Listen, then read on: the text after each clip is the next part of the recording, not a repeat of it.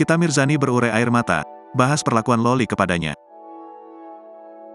Nikita Mirzani akhirnya buka suara terkait pemberontakan sang putri, Laura Meizani Mawardi alias Loli terhadapnya.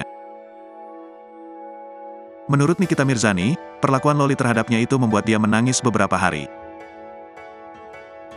Nangis gua 3 hari, nangis gue, nggak tidur, kata Nikita Mirzani saat ditemui di kediamannya di kawasan Petukangan, Jakarta Selatan, Selasa, tanggal 23 Mei tahun 2023.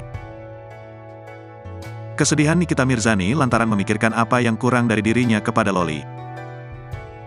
Jadi kalau dibilang sempat nangis, ya nangis sampai sekarang, katanya sembari berurai air mata. Kalau gua mikirin itu kayak apa ya kekurangan gua? Apa ya dosa gua, kok anak gua begitu, katanya. Akan tetapi, Nikita Mirzani seolah berusaha menerima apa yang terjadi kepada dirinya. Ya tapi itulah namanya hidup kan gak tahu ke depannya gimana, lanjutnya. Nikita Mirzani pun tetap berbesar hati menerima Loli kapanpun sang putri membutuhkan.